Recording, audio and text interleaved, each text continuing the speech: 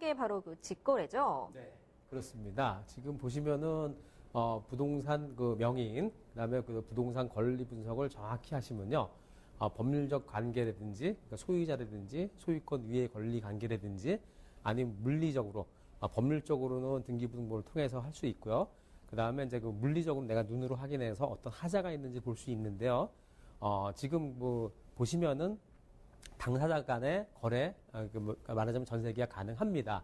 따라서 저기 뭐 전세계약서에다가 공란으로 쓴다든지, 중개인란에 공란으로 쓴다든지, 아니면은 쌍방 합의로 쓰면 됩니다. 자, 그러면 이렇게 직거래로 전세 계약을 할 때 주의할 점은 어떤 게 있을까요? 네, 제일 중요한 거는요, 집 주인과 명의인과 부동산 명의인과 계약하는 게 가장 중요합니다. 그것은 이제 등기부등본상 그 인적사항하고 그다음에 주민등록상 그걸 확인하시면 되고요. 만약에 대리인으로 할 시에는 반드시 그 본인 아닌 대리인으로 할 시에는 위임장에다가 인감증명서 반드시 첨부해야 되고요. 또한 이게 명의인이라는 게 그 부모님일 수도 있고 아니면은 그 뭐 처일 수도 있고 남편일 수도 있고 아니면 자식일 수도 있기 때문에 관리하는 사람은 보통 다른 사람이 할 수도 있습니다. 그리고 부부간에 배우자나 이런 사람들이 내 배우자 거라고 해도 절대 이거는 인감증명에다가 위임장을 첨부하셔야 되고요. 또한 계약서를 쓸 때 계약금, 중도금, 잔금 지역할 때 반드시 소유자 명의의 통장에다가 넣으십시오. 그리고 다시 소유자 명의 위임을 받았을 때요. 그분하고 전화 통화를 해갖고 간단한 인적사항 같은 거 한번 확인하시면 되겠고요. 이걸 갖다 이제 등기부 등본을 확인해갖고 갑군안에 보면은 소유에 관한 사항이 나옵니다. 그러면은 거기에 가처분 돼 있는지 아니면 가등기 돼 있는지 아니면은 거기시 뭐 다른 소유권에 관한 사항이 나올 수도 있고요. 또한 그 소유권 이외의 권리 사항을 보시면은 을구단에 보시면은 근저당이라든지 아니면은 전세권, 그 채권 최고 금액이 얼마인지를 또 확인할 수 있습니다. 따라서 지금 깡통주택 하는데요. 대출 받은 금액하고 그 다음에 전세 금액이 주변 시세의 80%를 넘어간다 그러면은 잘못하면은 전세 보증금도 못 받을 수가 있겠습니다. 따라서 그런 주택은 피하시고요.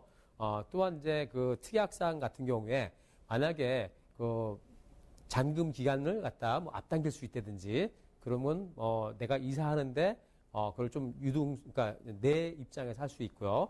또한 대출이 좀 많다 그러면은 잔금시까지 전세에 만약에 대출금은 상환한다든지 그리고 만약에 이제 어떤 특약사항 같은 게 있으면은 그런 것들을 꼼꼼하게 챙기시고요. 또한 이걸 다 계약서를 썼다 그래도 되는 게 아니라 확정일자를 받으시고 전입신고를 반드시 하셔야지만이 주택임대차보호법에 적용을 받을 수 있겠습니다.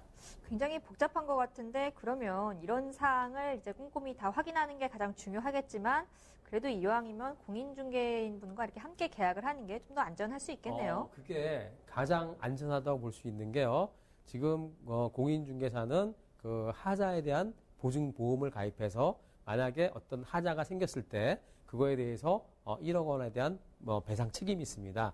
따라서 법률적인 하자라든지 어떤 물리적인 하자가 있을 때에는 그거에 대해서 꼼꼼하게 하나씩 다 체크해 주기 때문에 가급적이면은 공인중개사를 통해서 계약을 하시는 게 추후에 어떤 하자가 발견됐을 때 어떤 문제가 생겼을 때 그거를 다 해결해 주기 때문에요. 뭐 다 해결해 준다는 건 아니지만은 해결해 줄 수 있기 때문에 공인중개사하고 계약을 체결하는 게 좋다고 보겠습니다.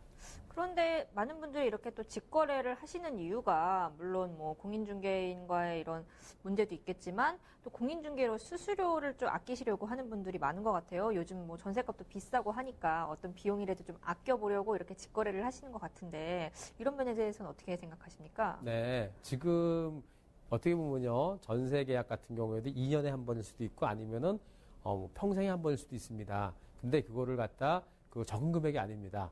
전세 보증금이라든지 매매 금액 같은 경우에는 매매 같은 경우에는 뭐 평생에 한 번 있을까 말까 할 수도 있고 아니면 뭐 몇 번 있을 수 있고 전세 계약 같은 경우에도 그렇게 많지는 않습니다. 평생에.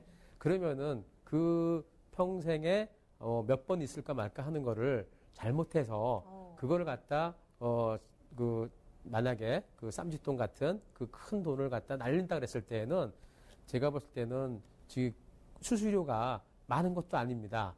그러면은 지금 0.4% 정도 될 겁니다. 그러면은 차라리 그 수수료를 주고라도 공인중개사를 통해서 하는 게 차후에 어떤 문제가 생겼을 때 해결해 줄 수 있는 거기 때문에 반드시 공인중개사를 통해서 하시는 게 좋습니다. 네, 잘 들었습니다. 이번 답변 내용도 화면으로 정리하겠습니다.